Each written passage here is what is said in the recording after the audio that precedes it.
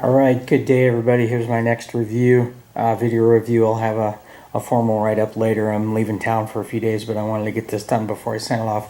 This is the Cayin N3. I picked it up from Pinky Powers. He's had it for about a month. The screen does show a little bit of fine scratching, but that's not bad. I was really looking forward to this, and Andy put me on the tour, and actually I'm behind Pinky Powers on this. I'm looking forward to, and I compared it to my little Shandling M1. Let's turn it back on so we can see. And as far as I can tell, it's the exact same screen size, 2.4 inches. I do not have a card in here, so I can't go through that, but these retail both for $149. They can both do a lot of similar things. They both have Bluetooth capabilities. This does have SPDIF out. I was not able to do it. I think with the normal, it's included. There's a cable out there, and I did notice on Twister's excellent review that he ran this into the back of an iFi IDSD. I would love to have done that with my Black Label, but I didn't. So, all right, there's the box. Let's start with that. See if we can leave that on. Comes with some nice little things. Little pull out. That's what it came in. That's what it was sitting in, and then just another little basic box. White, gray, teal, I guess if you want to call that. Cayin is known for efficient packaging. I remember that when I had the i5 last fall. Just, you know, nothing fancy. It's the box. You don't buy it for the box. I know it's kind of neat to get neat boxes, but you know, oh well, big deal.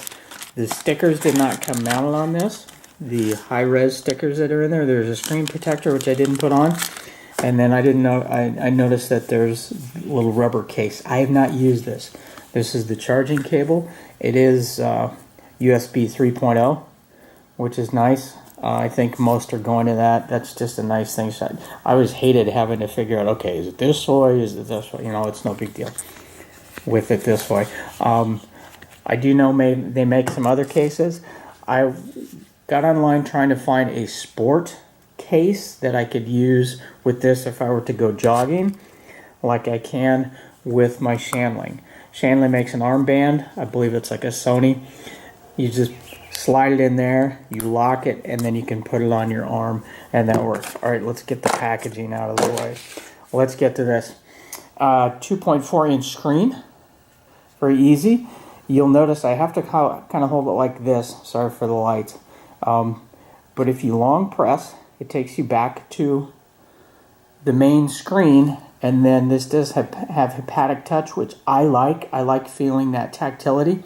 And as I press, it goes around there. All right. If I want to get back to the song again, I long press. Oops, sorry. There, and I'm back. Okay. Buttons on the side. This is the power on off, and this is volume up and down. On the other side, we have the play pause button. Come on, focus. We have the play pause button, and then rewind and fast forward. One thing I did notice is handling this right off. If I wanted to touch a function, it is easier to do than this. When I'm powering this on, I have to be very careful. You notice I have my hand out to the side because it's very easy to hit those buttons with this. That's the one thing, probably the only thing I don't like about the M1. Good little unit. With this, the one thing I don't like is these buttons, is as I'm putting it in my pocket, it's very easy to either hit the volume, have it go up, or hit the play and pause. Let's get back to the screen. Now let's see if I can get that going. Yep, it's playing right now, but it was very easy to me to hit the play and pause button. I did not find a lockout like you would find on like the Cayin i5 and the FIO X5 3rd generation. Both of those have lockout buttons where you can lock out one or all of these. I think that'd be a nice firmware addition to this if possible. Okay, one thing, we're already in the play screen, so I might as well do it here. If I hit the menu button, which is that 3 one, you'll notice another sub menu come up, and it doesn't last long, so I'll probably have to do this, where you can immediately change the gain, which is kind of nice. There, I just put it on high gain. You'll notice up top it says high gain. And then I can do it again, push it again, and it's on low gain. So that's very nice. And if you were to go through, you'd use the up-down arrows. Oh, get back there. All right, we have Bob Marley on now. That's something else. I shouldn't have to worry about that, and that's just me. But if you're more cautious, you'll be able to very easily hit those buttons correctly. All right, so get back to the menu. You can see that we can scroll through to scan, to the type of play, to trash, repeat, shuffle, repeat one, just play it through. I can like it here, make it a favorite, the headphones, and what have you. All right, so getting back out of that. Now let's long press, go back to the play menu, or the overall menu, logically laid out.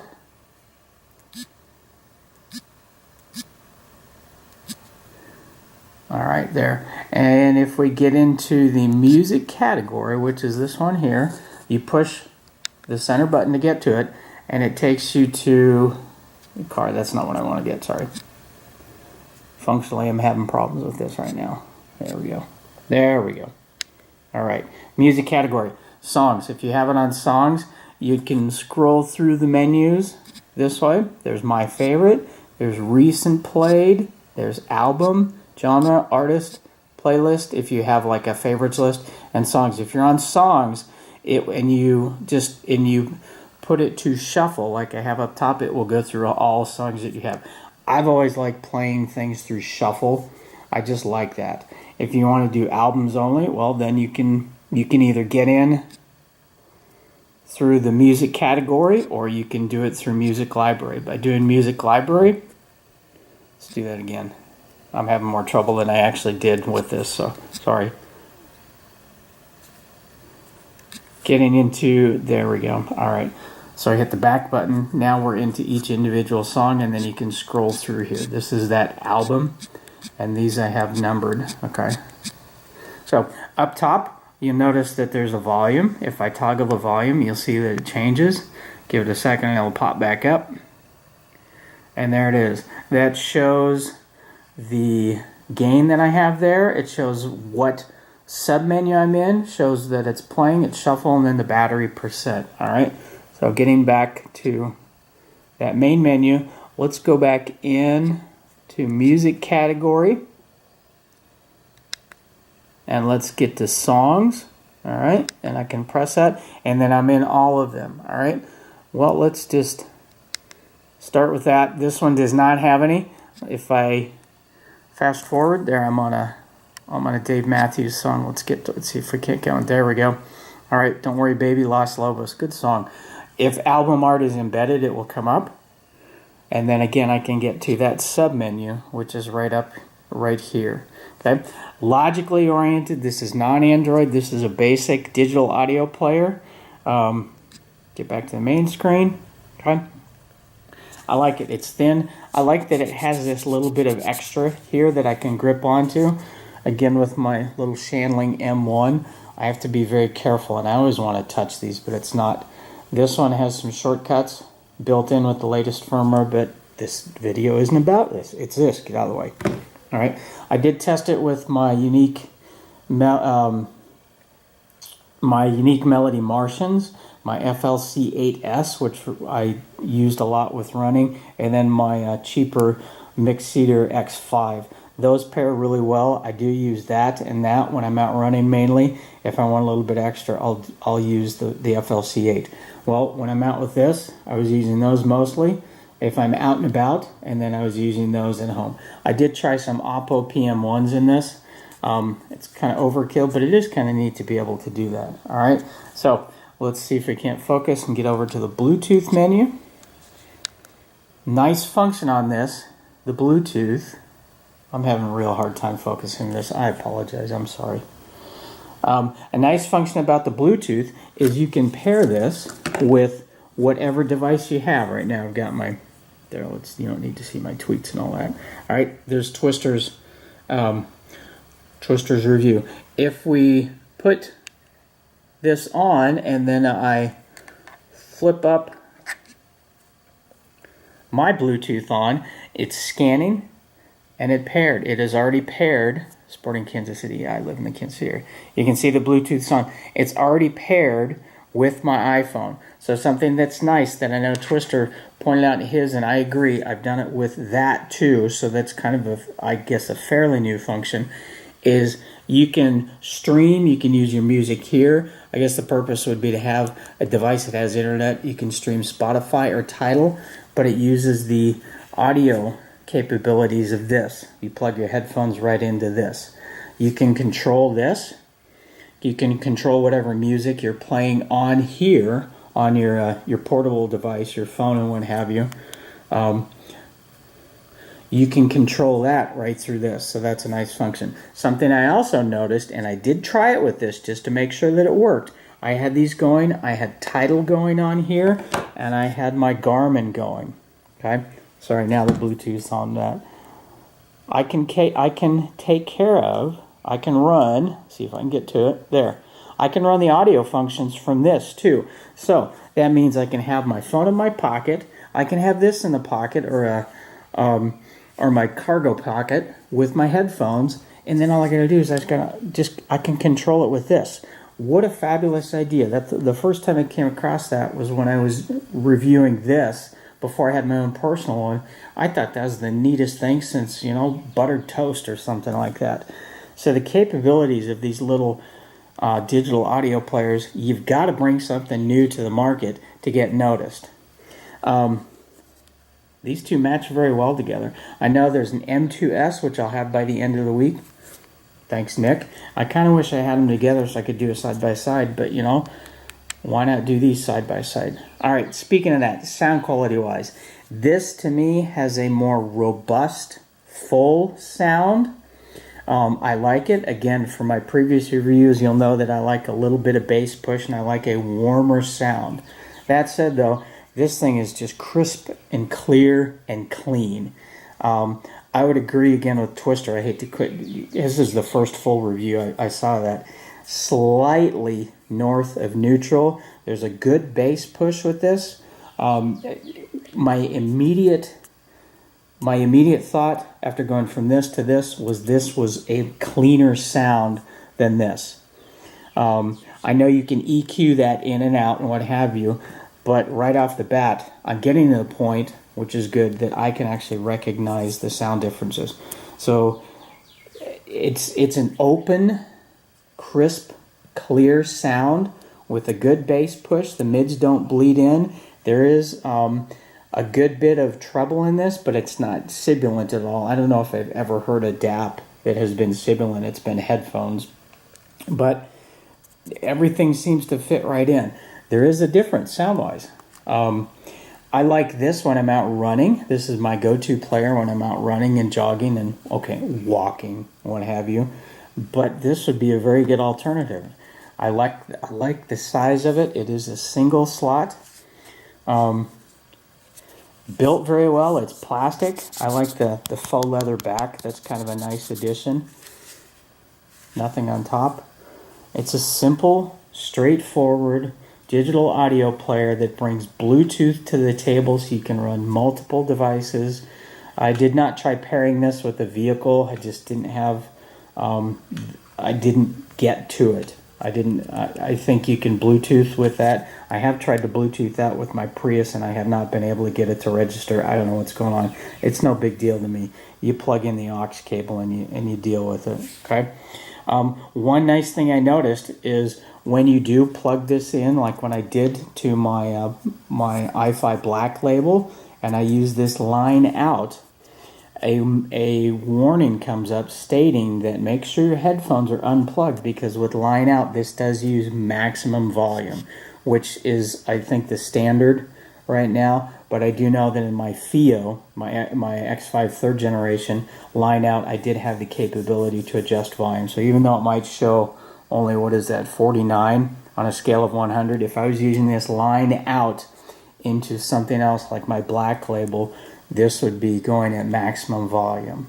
I like the fact that it gives you that little warning, because the last thing you want to do is blow your blow your headphones, and B, blow your eardrums. You know, mine are bad enough as they are. I don't need any extra help. Future things I'd like to see, I don't know if they can. At night, I can't see those buttons. I have to know and figure out where they are and figure out what's going on with this. There you go. Getting back to this. But if I didn't know that that's back a screen, that's forward, or if you're playing, that's forward to the next song, back to the next song, and this is play and pause, and then that can take you to the menu, and this will bring up the sub menu. If I didn't know that, I'd have a hard time. Sorry, this was clean fingerprints. So I would like to see a backlit area down here. That, I don't know how much extra that would charge, that would cost to put in this, but that would be a very nice function to have. We've got them on our cell phones, you know. We bring that up. That's all nice and lit and what have you. So why not have it on these little devices? I have on my X5 3rd generation little row down here that's lit when I'm on the screen. But I think that would be a nice addition. If that were added, I would seriously consider getting one of these and getting rid of that.